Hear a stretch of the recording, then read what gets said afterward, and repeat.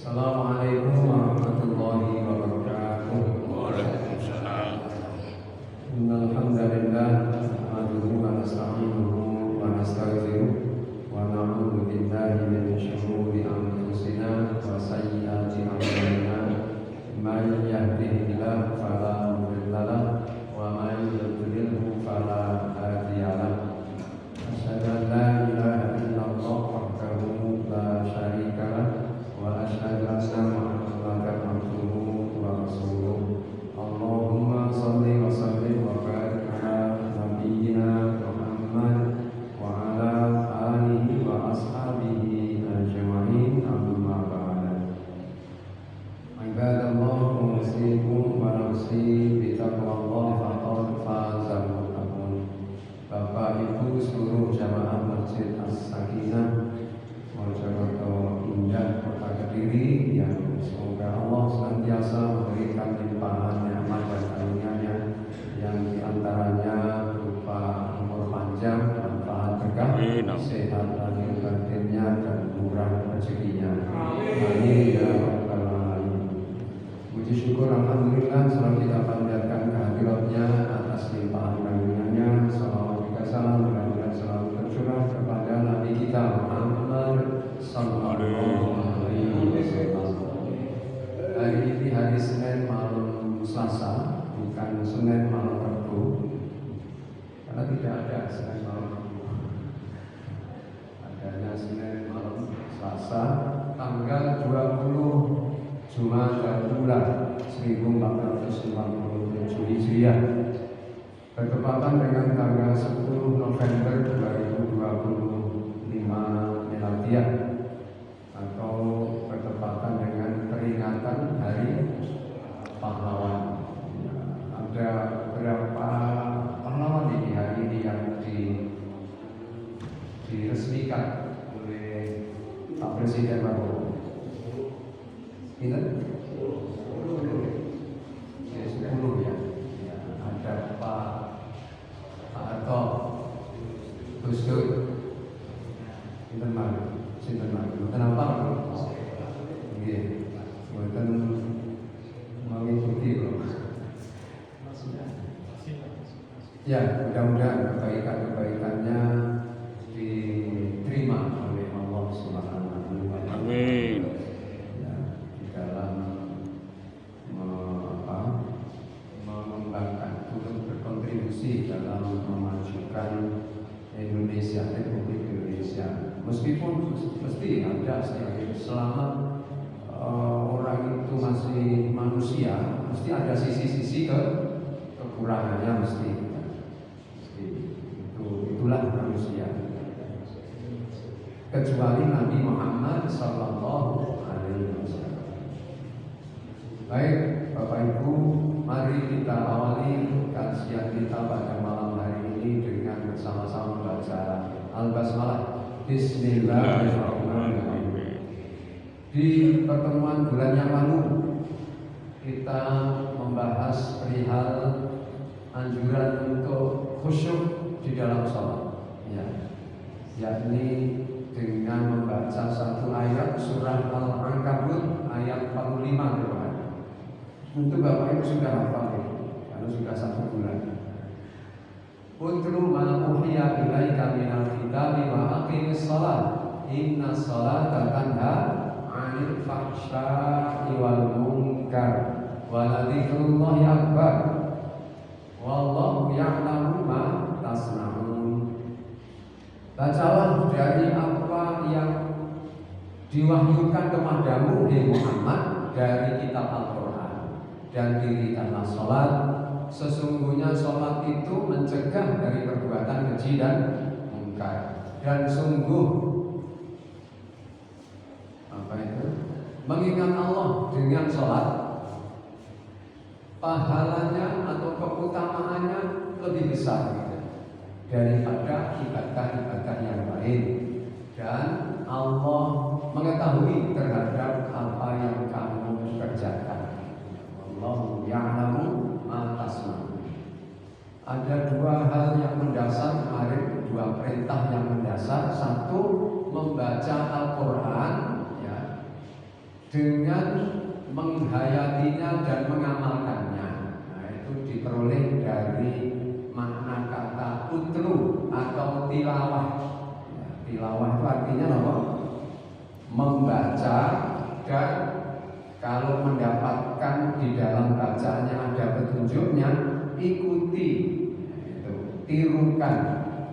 Nah, kemarin saya menjelaskan talayaq itu awal mulanya untuk menggambarkan, melukiskan keadaan anak kecil yang suka mengikuti, menirukan perbuatan orang tua, ya, orang yang ada di depannya itu selalu ditirukan oleh anak kecil. Kalau orang di depannya jalannya itu mundur-mundur, ya anak di belakangnya akan mundur-mundur. Nah, maka itu dikatakan oleh orang-orang Arab, ya, dalam kesusastraan bahasa Arab itu diceritakan seperti itu. Sehingga kalau ini dinisbatkan kepada ayat Al-Quran, berarti maknanya tadi baca dan tirukan apa yang kamu dapat dari petunjuk-petunjuk dalam bacaanmu itu. Gitu. Beda dengan ikro atau kiroah. Kalau kiroah hanya membaca saja, membunyikan rangkaian huruf-hurufnya itu dan memahaminya, sampai di situ saja. Sedangkan tilawah itu sampai mengikuti, menirukan. Itu yang pertama. Yang kedua, wa aqimis shalah, dirikanlah sholat, yaitu kerjakanlah sholat secara sempurna. Iqamatus shalah itu artinya mendirikan sholat. Pengertiannya mengerjakan sholat secara sempurna. Bagaimana menyempurnakan sholat itu? Ya, syarat rukunnya dipenuhi, ya, segala ketentuan-ketentuannya semuanya disempurnakan dan berkesinambungan terus-menerus.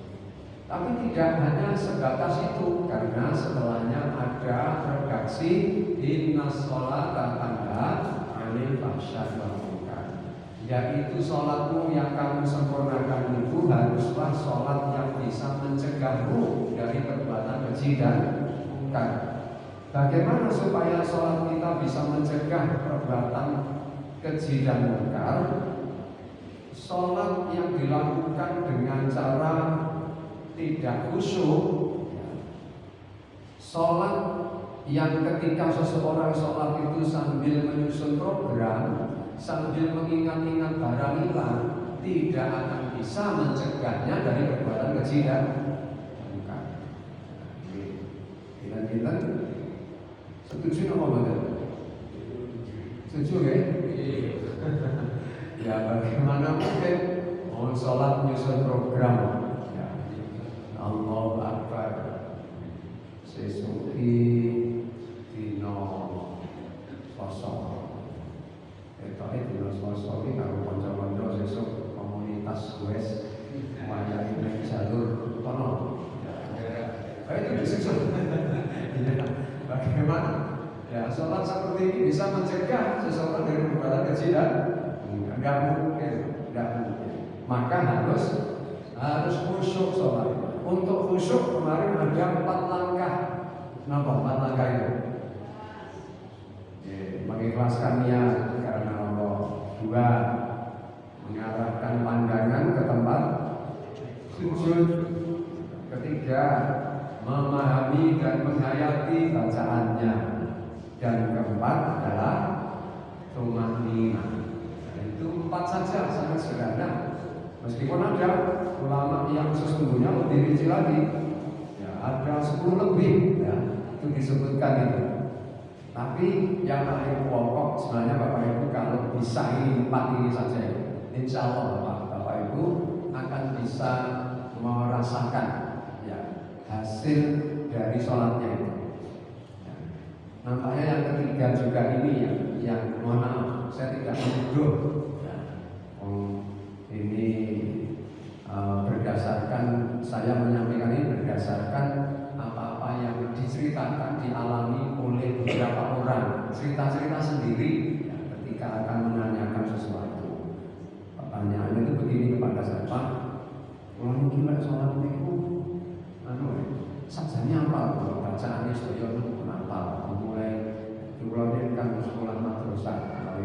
SD ini sekolah esok sore gitu uti bacaan apa kalau mantap sana pramila oleh sholat itu otomatis pokoknya mantap seperti sampai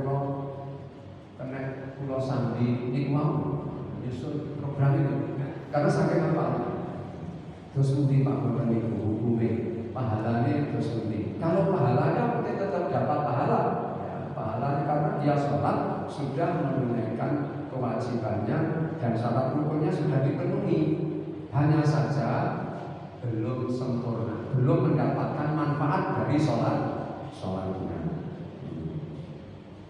Terus habis sendiri di pedal sholat itu panjangan manfaatkan, panjangan fokus konsentrasi untuk memahami kandungan bacaan ikan panjangan lawas mulai dari pertama Allah Akbar itu pengertiannya apa itu sudah merasuk pada diri. Hakikatnya orang sholat itu sebenarnya Bapak Ibu kan dulu mungkin masih muda mengikuti pelatihan itu ya, pelatihan apakah di kantor, tempat kerja, mungkin tempat pendidikan, kan ada seminar pelatihan itu kan biasanya membuat apa sebenarnya iya ada yang menggunakan padahal waktunya wis bengi tapi tetap membuat biar selamat pagi lalu dijawab selamat pagi itu maksudnya apa? Untuk memasukkan, mengintegrasikan semangat selalu muda gitu. Kan selalu selamat pagi padahal bengi yo awal yo sore yo bengi tetap selamat pagi maksudnya apa? Brand dirinya itu meskipun sudah lama-lama tua tapi semangatnya tetap muda maksudnya begitu. Sholat itu hakikatnya juga begitu. Dari sisi jiwa ibadah ini kita ini sedang mengintegrasikan ucapan kita, gerakan kita dalam perilaku kita sehingga dengan harapan kalau sudah terlatih menginternalisasikan, merasukkan ucapan-ucapan yang baik mengandung doa, mengandung harapan, yang semangat dan sebagainya itu sudah dilatih. Contohnya inna sholati wa nusuki kan ada bacaan itu dalam apa itu doa kita. Sesungguhnya sholatku dan ibadahku, hidupku dan matiku lillahi rabbil alamin, hanya untuk Allah Tuhan semesta alam, yang pemelihara semesta alam. Itu diinternalisasikan. Ini ya sholatku ini, ibadahku, hidupku dan matiku semata-mata untuk Allah. Itu terus sehari 5 kali ya minimal itu, belum lagi yang sunnah-sunnah. Kalau sudah terlatih begitu lama-lama akan menjadi apa namanya tabiat, membudaya pada dirinya, sehingga nanti akan berpengaruh pada perilaku. Ya jadilah tanha anil fahsya'i wal baik Bapak Ibu, itu yang kemarin. Jadi Bapak Ibu setiap kali kita ngaji dan memperoleh poin-poin penting menyangkut masalah petunjuk Al-Quran, maka hendaknya kemudian sebisa mungkin kita upayakan untuk kita amalkan, kita terapkan supaya tadi terintegrasi dengan kehidupan kita sehari-hari. Sekarang kita akan beralih ke ayat yang memerintahkan kita untuk menghormati sesama. Kita akan baca juz 28 surah 58 ayat 11, namanya Al-Mujadalah atau Al-Mujadilah. Artinya kalau Al-Mujadalah itu persengketaan atau perdebatan.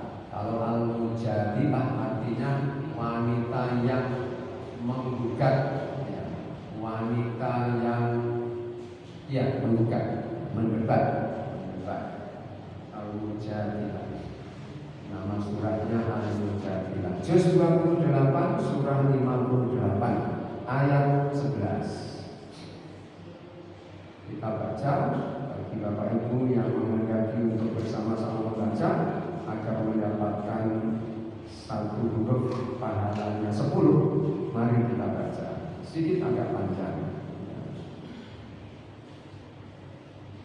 A'udzu billahi minasy syaithanir rajim.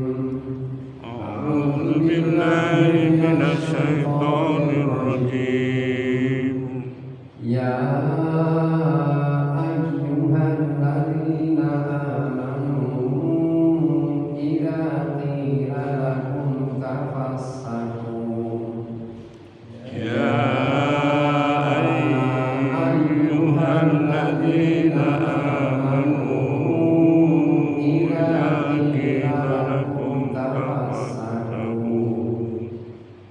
Idza qila lakum tafassahu fil majalisi fafsahu yafsahillahu lakum.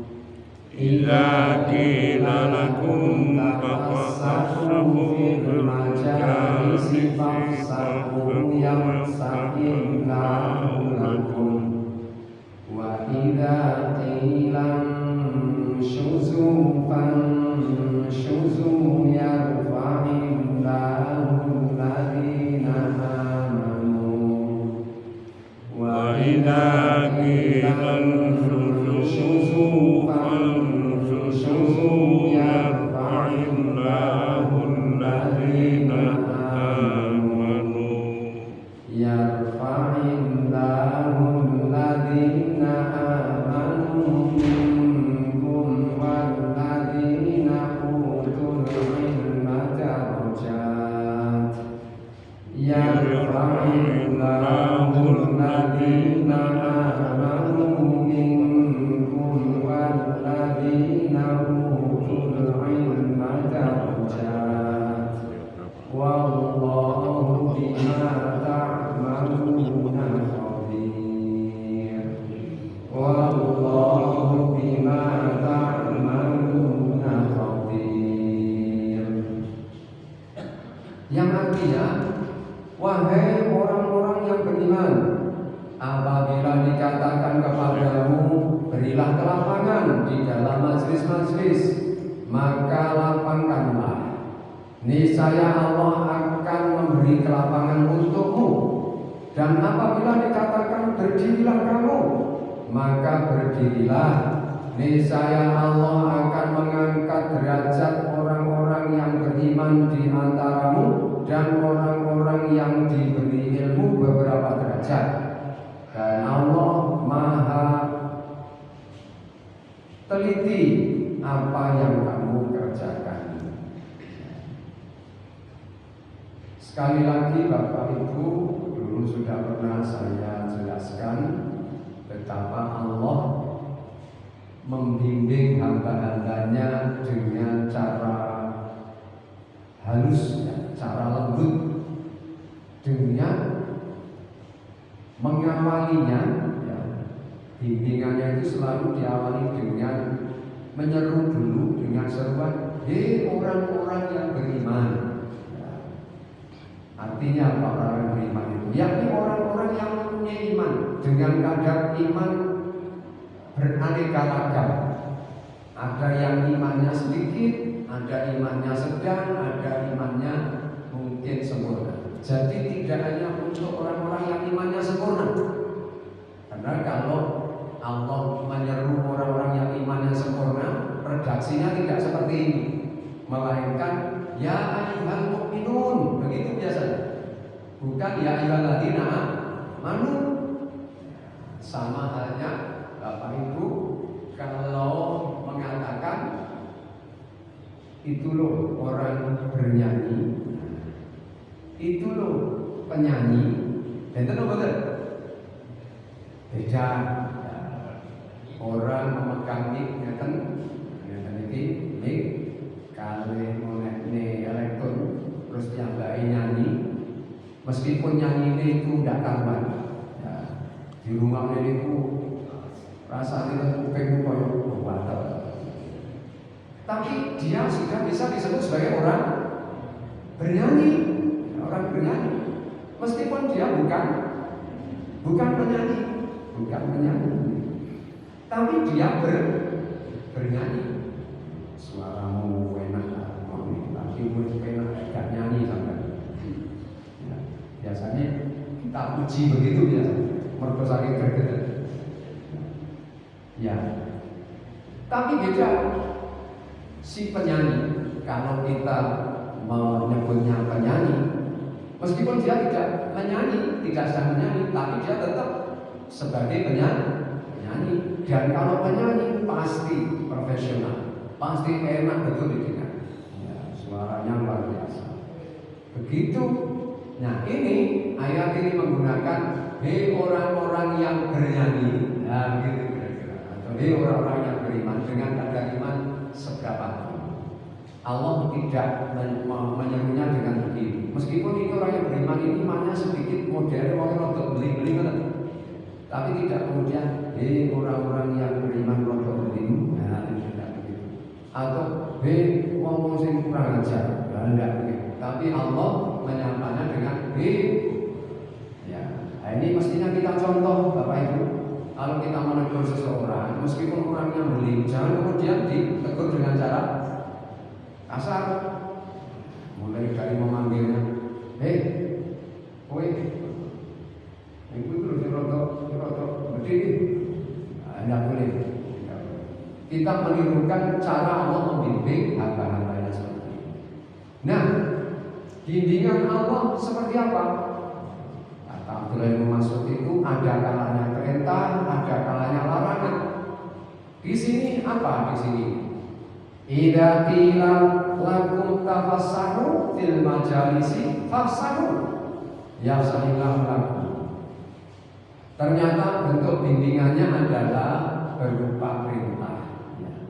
Hei hamba-hamba yang beriman, apabila dikatakan kepadamu berlapang-lapanglah dalam majelis. Yang dimaksud majelis itu adalah majelis seperti ini, majelis taklim. Bisa juga majelis zikir. Ya, majelis perang, peperangan, majelis, pokoknya majelis kebaikan-kebaikan. Ya, bukan majelis yang tidak baik. Ada majelis main kartu, itu bukan majelis, bukan majelis yang dimaksud di sini. Ya, judi, atau majelis apa? Adu jago, majelis apa? Enten majelis sohor.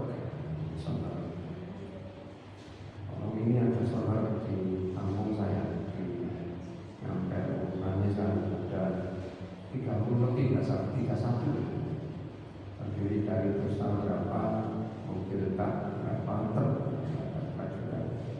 jadi kurangnya luar biasa sampai jam pinter katanya sampai 12 lebih. Bukan majelis-majelis seperti itu maksudnya ya, tapi majelis-majelis yang baik-baik itu. Jika dikatakan kepadamu lapangkanlah, ya, berlapang-lapanglah dalam majelis, maka lapangkanlah. Yang nanti Allah akan memberi balasan. Balasannya apa? Allah akan memberi kelapangan untukmu. Nah, ini hukum yang Allah tetapkan di semesta alam itu seperti ini, Bapak Ibu. Jadi kalau kita melakukan satu kebaikan, pahalanya juga sesuai dengan apa yang kita lakukan. Kalau kita memberi kelapangan, ya, berlapang-lapang dalam sebuah majelis untuk orang lain, maka imbalannya apa? Balasannya Allah akan melapangkan buat diri kita. Jika kita memudahkan urusan orang lain, maka Allah juga akan memudahkan urusan kita. Selalu begitu. Ya, sebagaimana hadis yang itu disampaikan Rasulullah dalam sebuah hadis, ya, barang siapa yang membangun masjid di dunia, maka nanti di akhirat akan dibangunkan rumah di surga. Selalu begitu. Jadi balasannya disesuaikan dengan perbuatannya.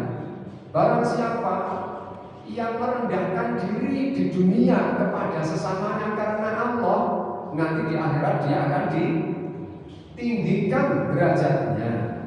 Ya. Tapi sebaliknya, barang siapa di dunia itu merasa tinggi, nanti di akhiratnya akan direndahkan. Itu disesuaikan, selalu disesuaikan.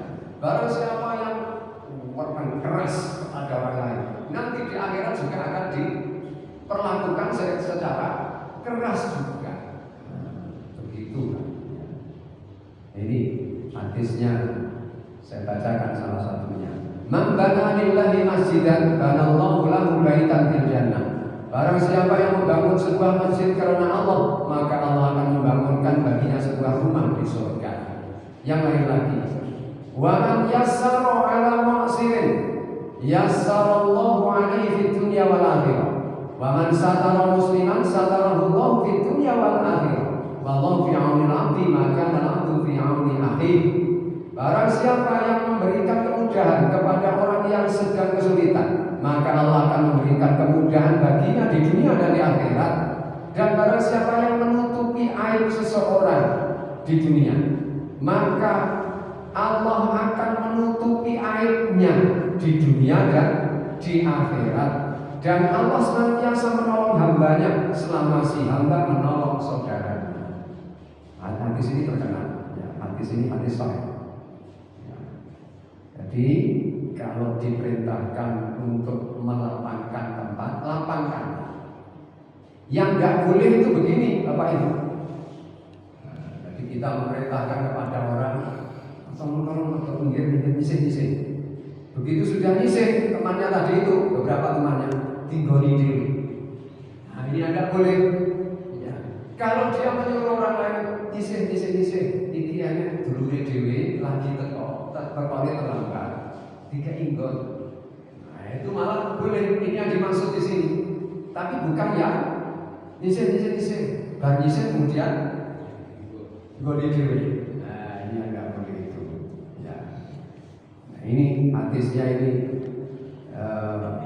Imam Ahmad meriwayatkan dari Abdullah bin Umar bahwa Rasulullah SAW pernah bersabda, janganlah seseorang menyuruh berdiri orang lain dari majelisnya, lalu ia duduk menggantikannya, tetapi lapangkanlah dan luaskanlah tempat duduk kalian. Nah ini apa? Tidak boleh ada satu majelis ya, misalnya pengajian ya mungkin ada pengajian akbar ya di suatu tempat, ada orang yang meruput datang ke situ awal supaya dapat tempat duduk bagian depan. Tapi tiba-tiba ada orang yang merintahkan isi. Tapi kalau untuk orang lain, yang mungkin orang lain itu memang datang dari lebih jauh lagi mungkin, maka lapangkanlah.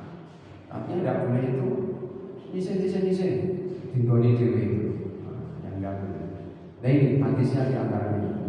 Di riwayat yang lain Imam Asy-Syafi'i meriwayatkan dari Jabir bin Abdullah bahwa Rasulullah SAW telah bersabda, jangan sekali-kali seseorang di antara kamu mengusir saudaranya dari tempat duduknya di hari Jumat. Tetapi hendaklah ia mengatakan, lapangkanlah tempat duduk kalian.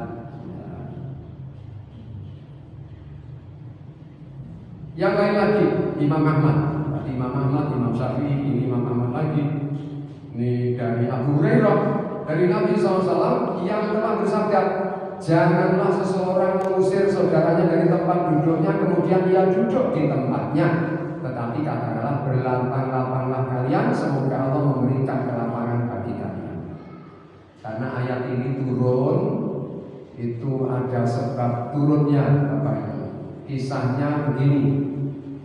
Tersebutlah bahwa kebiasaan Rasulullah SAW ialah memuliakan orang-orang yang ikut dalam perang Badar. Jadi para veteran perang Badar itu selalu dimuliakan oleh Rasulullah. Nah ini terjadi di masa Rasulullah, ketika itu Rasulullah sedang mengadakan sebuah pertemuan.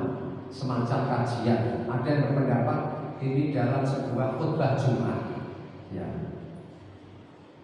Ini datanglah sekelompok orang-orang veteran perang Badar, baik mereka itu dari muhajirin pendatang maupun dari kalangan Ansor, ya, penduduk pribumi Madinah.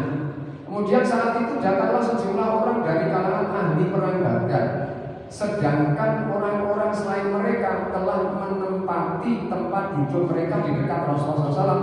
Maka mereka yang baru datang berdiri menghadap kepada Rasulullah SAW dan berkata, Assalamualaikum ya Nabi Allah wa rahmatullahi wa barakatuh.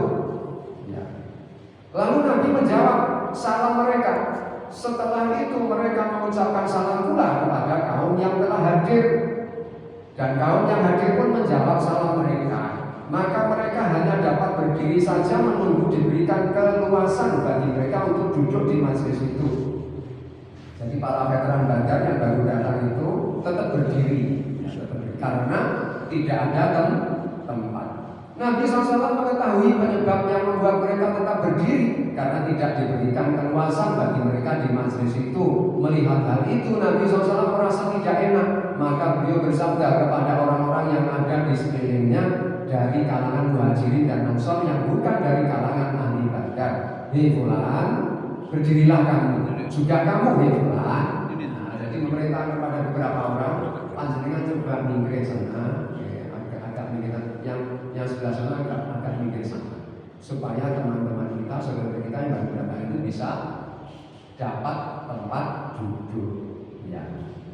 Dan Nabi SAW mempersilahkan duduk beberapa orang yang tadinya hanya berdiri di hadapannya dari kalangan muhajirin dan ansor ahli Badar.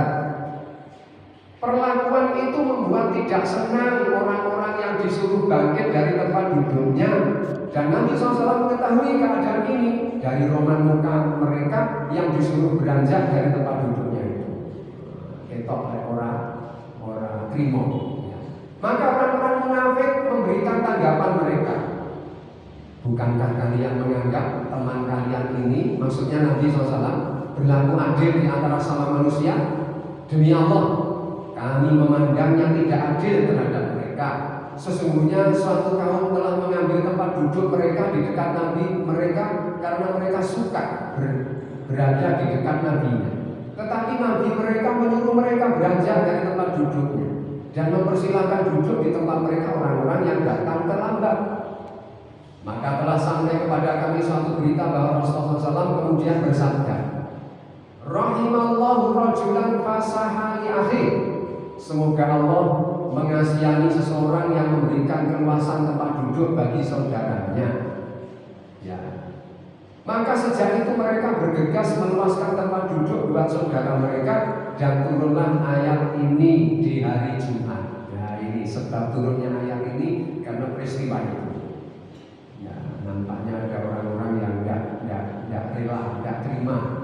Ya, diperintahkan Rasulullah seperti itu. Maka Rasul kemudian mendoakannya agar Allah mengasihani seseorang yang memberikan keluasan kepada saudaranya. Setelah Rasulullah mendoakan itu, mereka lalu berebut untuk melapangkan tempatnya untuk orang lain.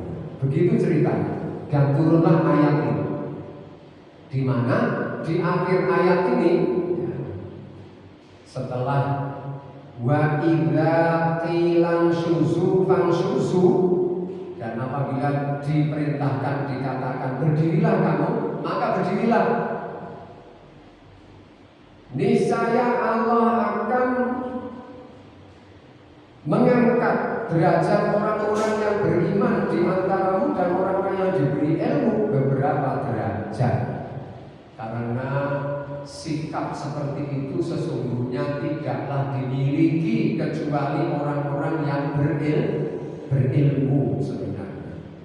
Jadi akhlak itu akan muncul lahir, ya, akhlak yang baik, ya, adab sopan santun yang baik itu hanya akan lahir dari orang yang cinta ilmu. Ya. Kalau adab sopan santun dari orang yang tidak berilmu biasanya lebih kepada basa-basi. Ya. bukan adab sopan santun yang sesungguhnya. Makanya di sini ada yarfa'illahu alladziina aamanu minkum walladziina utul ilma darajat. Ya, Allah menjanjikan kepada orang-orang yang beriman ditambah berilmu. Nah, ini syaratnya ada tambahnya berilmu ini dengan beberapa derajat. Artinya lebih utama daripada orang yang selain berilmu. Oleh sebab itu makanya Rasulullah SAW itu di dalam sebuah sabdanya juga agar di dalam sholat, ya, ini sekaligus petunjuk dalam soal menata soft. Itu soft yang di belakang imam itu, yang terdekat dari imam itu adalah harus orang-orang yang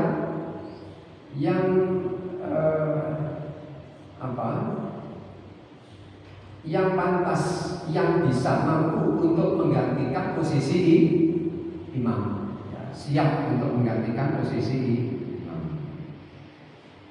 Ya, ini petunjuk kepada kita semuanya untuk orang-orang yang kita hormati yang datang kemudian. Tetapi ada di sini petunjuk untuk orang-orang yang dihormati. Jadi sendiri-sendiri Bapak Ibu. Pedomannya itu sendiri-sendiri. Untuk kita, kalau kita mau menghormati orang yang memang orangnya itu pantas untuk dihormati, caranya seperti ini. Tapi untuk panduannya, petunjuk untuk orang yang dihormati, nah ini ada sebuah hadis, man ahabba ayyatamatsala lahu rijalu qiyaman falyatabawwa maq'adahu minan nar. Barang siapa yang merasa senang bila orang-orang menghormati dirinya dengan cara berdiri, maka hendaklah ia bersiap-siap untuk mengambil tempat duduknya di neraka.